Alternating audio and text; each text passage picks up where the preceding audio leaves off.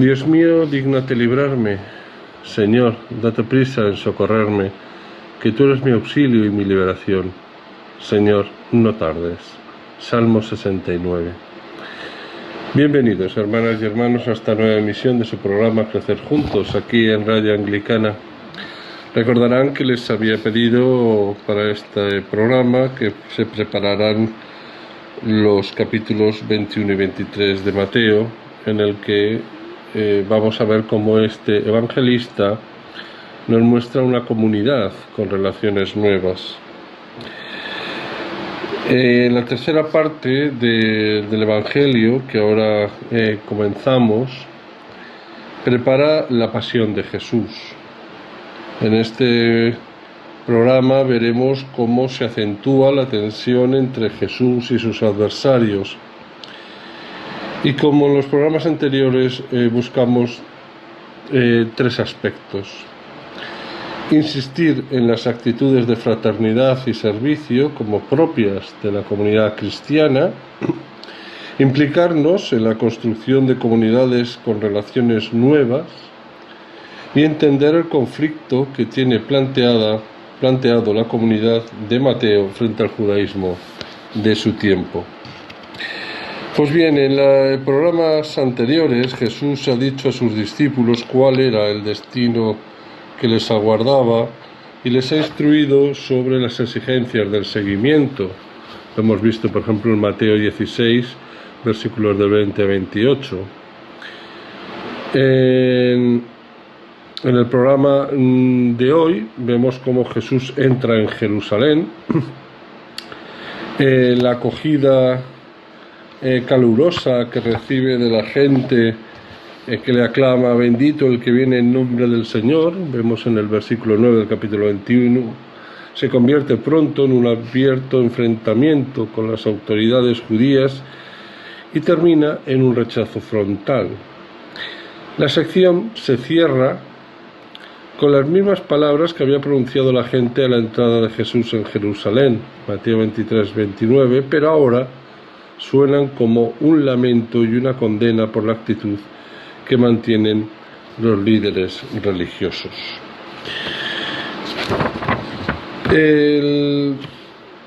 Con este pasaje podríamos decir que Jesús inicia un largo discurso de condena contra los líderes religiosos de Israel.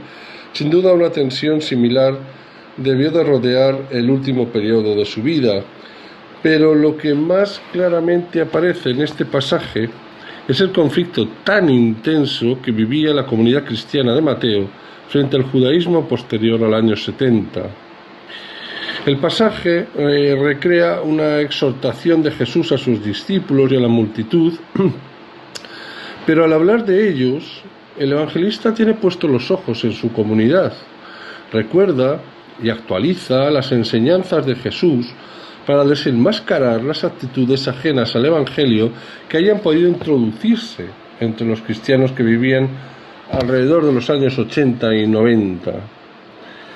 El pasaje aparece claramente dividido en dos partes. La primera, Mateo 23, 2, 7, es una condena a los fariseos que poseían una gran autoridad en la sociedad de entonces.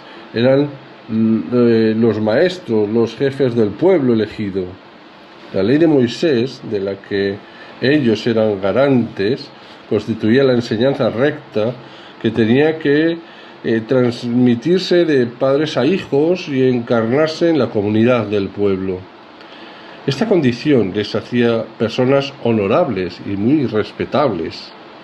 Se dice de ellos que se han sentado en la cátedra de Moisés, es decir, se han atribuido la autoridad exclusiva de interpretar correctamente la ley y se les reprocha su incoherencia, Mateo 23, 2, 4. Viven en una profunda división entre los que enseñan y lo que hacen, cuando Jesús insiste en que no son las palabras lo que cuenta, sino los hechos, como vemos en Mateo 5, 19 o 12, 33. Sus exigencias han llegado a tal puesto que es casi imposible cumplirlas, mientras que el yugo de Jesús es suave y su carga ligera, como nos recuerda Mateo 11, 28, 30. Actúan para que les vea la gente, mientras que Jesús invita a hacer el bien en lo escondido, Mateo 6, 1, 18. Jesús reprocha también a los fariseos y maestros de la ley el buscarse a sí mismos, Mateo 23, 5, 7, aceptando con agrado primeros puestos, lugares de honor y otras muestras de prestigio. Los signos externos con los que se manifestaban los responsables religiosos de Israel, sus aires de grandeza y superioridad, los vemos y nos lo muestra Mateo en el capítulo 23, 5, 7. Las filacterias, que eran pequeños estuches con textos bíblicos escogidos que los judíos piadosos llevaban en el brazo izquierdo y en la frente. Esta práctica tenía su origen en la interpretación literal de un pasaje del Deuteronomio. Este pasaje exhortaba a los israelitas a no olvidar al Señor y pedía que sus palabras se las inculcasen a sus hijos y las tuvieran siempre presentes, en Deuteronomio 6, 4, 9. Los flecos del manto eran también interpretación literal de otro pasaje del Antiguo Testamento, en Números 15, 38, 39, y servían, como en el caso anterior, para recordar y ayudar a poner en práctica los mandamientos de Dios. El caso es que los líderes religiosos de Israel se habían desviado. La función de servicio al pueblo y a la ley de Dios, que era el sentido último de su misión, había degenerado, se había corrompido con el poder y el prestigio que interpretaba en la sociedad, y que había llegado a la opresión, a tan cargas pesadas e insoportables, nos dice Mateo 23, 4. Su autoridad era indiscutida, su prestigio elevado y manifiesto. Habían abierto una muralla de desigualdades entre ellos y la gente sencilla. Posiblemente Mateo insista en esto porque en su comunidad algunos dirigentes habían comenzado a aceptar títulos de honor y se estarían creando escalafones y grados que eran fuente de desigualdad entre grandes y pequeños, ricos y pobres, señores y servidores. Jesús, en la segunda parte de este pasaje, en 23, 8, 12, invita a los discípulos a abandonar su ejemplo. Este modelo no vale para la Iglesia. Las relaciones en ella se fundamentan en la experiencia de la paternidad de Dios, que recrea y resitúa las relaciones estableciendo una comunidad de hermanos. En esta fraternidad no hay relaciones de poder y nadie puede otorgarse un puesto distinto si no es para hacerse servidor. El mayor de vosotros será el que sirva a los demás. Mateo 23, 11. El ejemplo lo tenemos en Jesús, nuestro único guía y preceptor, que mostró con la entrega de su vida hasta dónde puede llegar el servicio a los hermanos. Sin embargo, muchas veces, hermanas y hermanos, vemos en nuestras comunidades cristianas el poder, la preeminencia, la potestad que nos entregáis a los sacerdotes, a los presbíteros, a los pastores, y somos gente de barro y muchas veces nos endiosamos. Creo que es este pecado de Adán que Mateo critica en estos capítulos y que nos invita a un ejercicio de reflexión y de humildad constantes, tanto a los sacerdotes, a los presbíteros, a los pastores, como la actitud de los hermanos y hermanas del pueblo fiel, que muchas veces, pues eso, no, pues lo que diga el pastor, no, lo que diga el padre, lo que diga...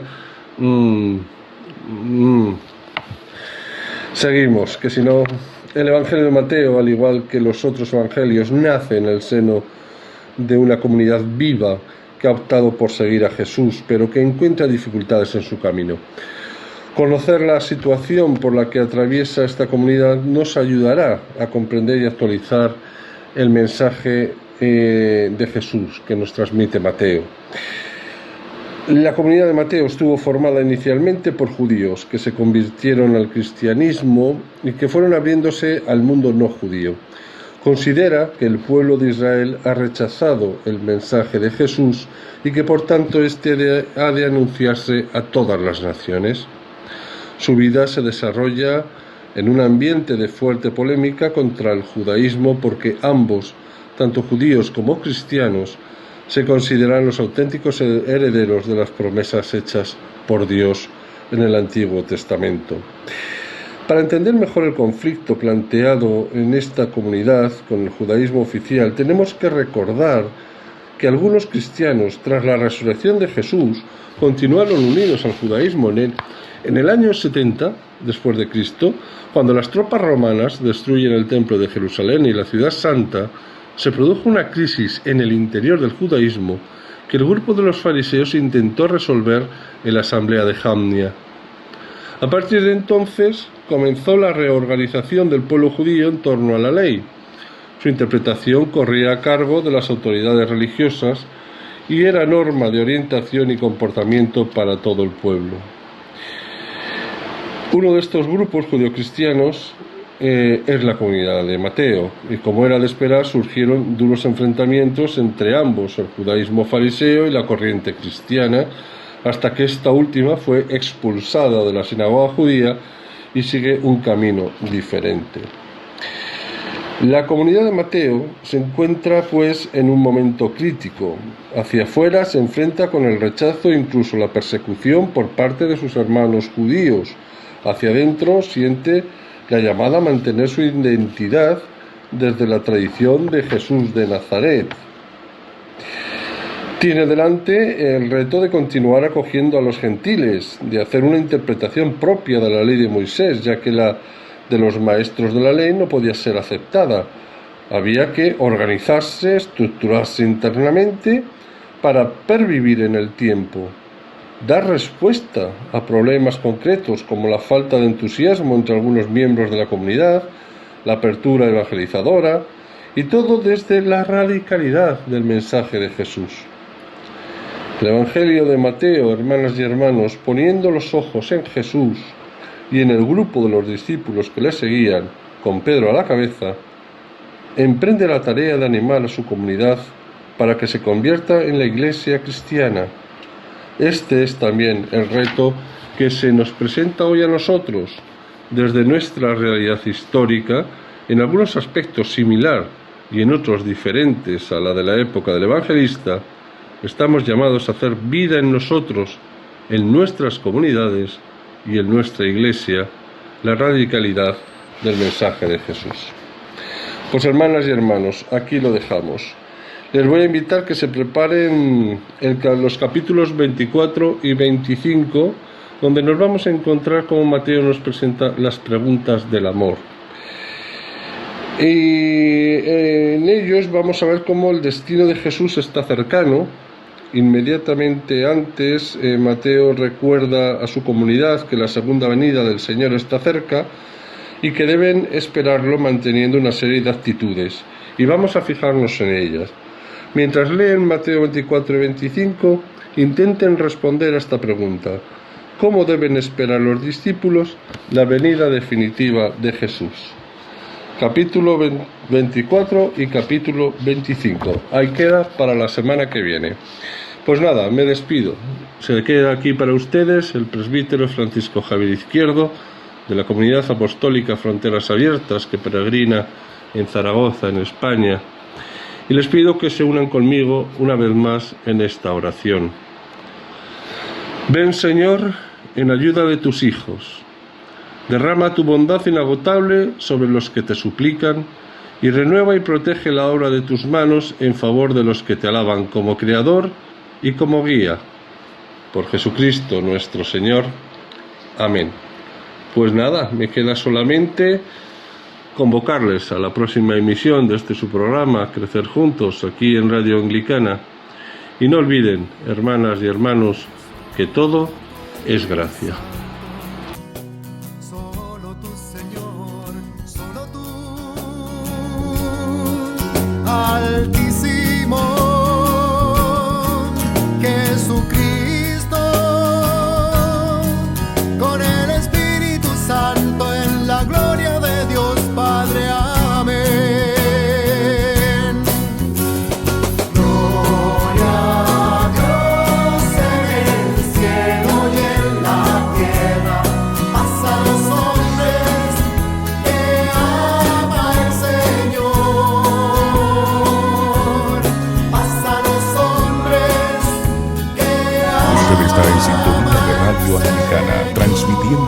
internet en www.radioanglicana.es. También puede escucharnos en su dispositivo móvil descargando nuestra aplicación para Android e iOS. Radio Anglicana, la voz de la Iglesia. Jóvenes de toda la tierra, cantad y anunciad con nosotros por las sendas del mundo la buena noticia